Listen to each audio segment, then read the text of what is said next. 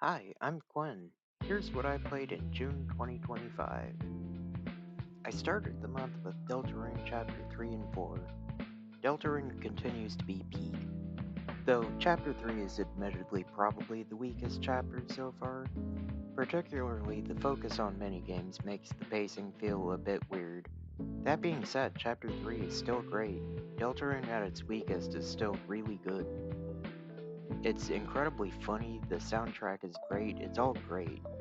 I really love the sprite work and animations for the major new character in this chapter.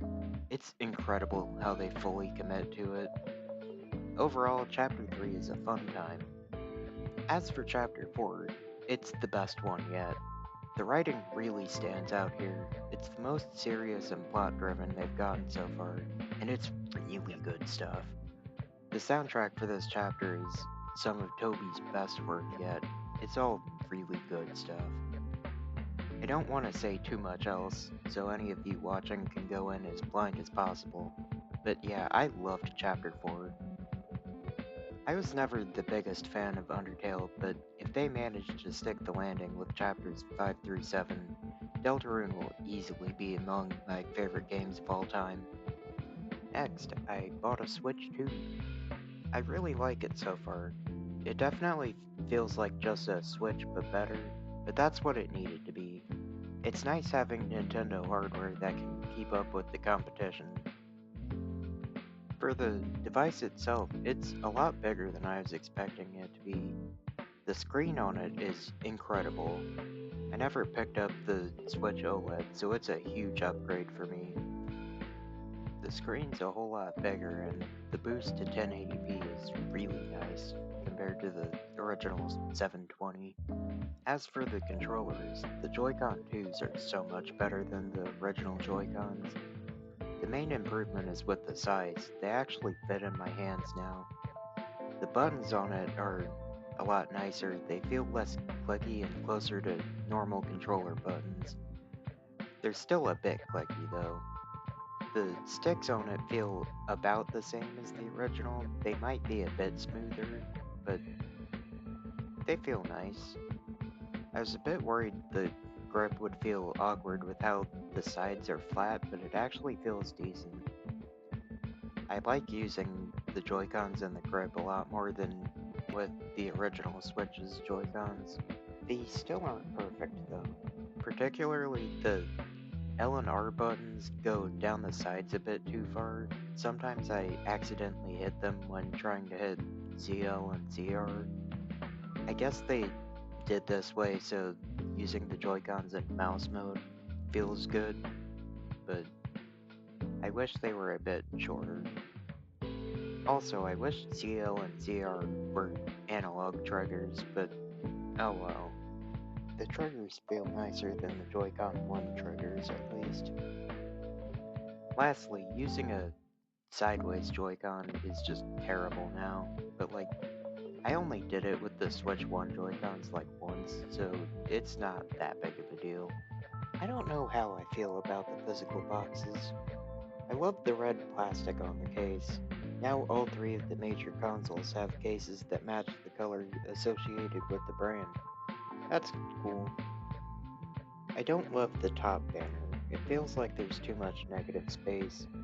I feel like if they put the text between the Joy-Con logo and the two, the space would have been nicely filled. My biggest issue with these cases is the size. Switch 1 cases were roughly the same size as the Switch 1 itself. Now with the Switch 2, the cases are still roughly the same size as the Switch 1.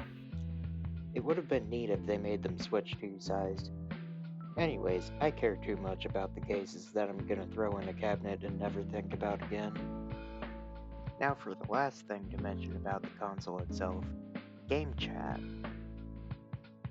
It's nice. I would have preferred just built-in Discord, but like, it's good. It works pretty smoothly. Now for some of the games I've been playing on the Switch 2. First, Mario Kart World. This game has some design decisions that are flat out bizarre, but so much about this game is genuinely perfect. It's so nice finally getting a fresh new Mario Kart. 8 is great, but getting nothing else for 11 years was way too long. The new physics to everything feels so nice. Even getting hit by items feels better than it ever has before. Some of the new mechanics are really fun, in particular, wall riding and rail grinding feel great and lead to really cool track designs. Though another new mechanic, driving on top of water, feels kinda janky. Maybe I'll eventually figure it out and love how it feels, but I haven't figured it out yet. It doesn't feel good to me. The item balance feels just right in this game. It feels like the perfect level of chaos to me. I feel like none of the new items feel game changing or anything, but the new ones are all still neat. Next, for the game modes, I feel kinda mixed on Grand Prix mode. I like the intermissions where you drive to each track, but I hate how you only do a single lap on every track after the first in a cup. It feels like you don't really get a good feel for three-fourths of the track just playing Grand Prix. Next, Knockout Tour, which is essentially just 10-minute long races across the map. This mode is extremely fun, definitely my favorite part of this game. The mode is pure chaos as everyone fights for their life to get to the checkpoint in time. My only complaint with Knockout Tour is that there's not enough of them. There's only 8 of them when you could easily make a bunch more out of already existing paths on the map. Next is the last main mode, Free Roam. It's insanely cool being able to explore all of the tracks. There's a solid amount of collectibles to find, and the challenges spread around the map are pretty fun. The problem is, there's nothing tracking the challenges in one of the collectible types. I feel very little incentive to play this mode when I can't tell what I've actually done so far. Oh, also battle mode exists. I haven't played it. It seems like it's only a small step above the Wii U version of 8's battle mode. At least there's a couple actual battle maps to it. Lastly, a couple miscellaneous complaints. The character select screen in this game is awful. I hate how you have to scroll through pages and pages to see all of the characters. Also, costumes being separate character slots just makes it all a mess. And unlocking these characters and costumes suck. I love that you actually have to unlock stuff, but it's just flat out grinding.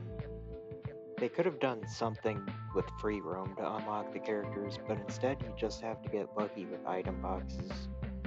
It's not fun, and I still haven't unlocked half the characters after nearly 20 hours of playing. As much as there is to criticize, everything that really matters with this game is perfection. It wouldn't surprise me if most, if not all, of my complaints are addressed in updates and DLC, anyways. It has issues, but Mario Kart World is fantastic. Also, I have no idea where else to put this, but oh my god, the soundtrack genuinely might be Nintendo's best soundtrack. There's so much of it, and it's all so good. Next, I played a bit more Zelda Echoes of Wisdom since it has a patch to run better on Switch 2. It's actually playable now. The visuals look a lot clearer and the frame rate is perfectly smooth. Also, unrelated to the Switch 2 patch, they added in an option to save your favorite echoes, which makes the game a lot better to play. I still haven't quite finished it yet, but I definitely actually want to play more of it now. Next, I picked up Cyberpunk 2077. I like it so far, but I haven't gotten to play a ton of it yet. I bought it to play during a road trip that my family went on this month, but it made me too motion sick to actually play. I've only played about 3 hours of it so far, but I've had a lot of fun with it and I want to keep playing it more. Just haven't found the time yet. Instead of playing Cyberpunk, I spent that road trip playing Super Mario RPG Remake. Borrowed this game from my friend through the Switch's virtual game card sharing. It sure is Super Mario RPG. The combat's pretty fun. I wasn't a big fan of how some areas were like full on mazes. it kind of just felt like padding after a certain point. It's pretty good, but I'm glad I didn't buy it myself. I don't think it's worth going out of your way to play instead of the original. It sure is Super Mario RPG. Super Mario RPG out of 10. Next, there's more DLC for Rift of the Necrodancer. The first pack was Hatsune Miku songs, which I haven't actually gotten around to yet. I was busy when it came out. After that, they had a song pack of Hololive music. There's some fun songs in this pack. It's cool to get a Eurobeat song in the game with Carbonated Love. I really like Chamelea's music, though Playdice isn't my favorite. Cool that they put the whole 5-minute version of Ahoy in.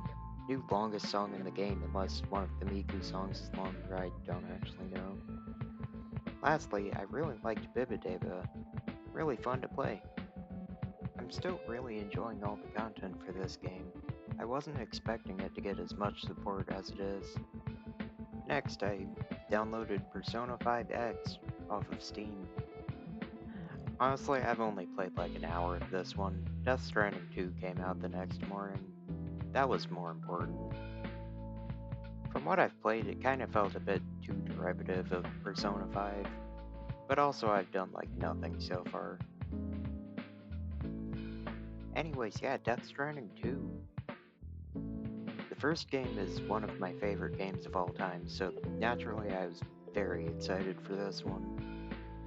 My early impressions of it are very good so far.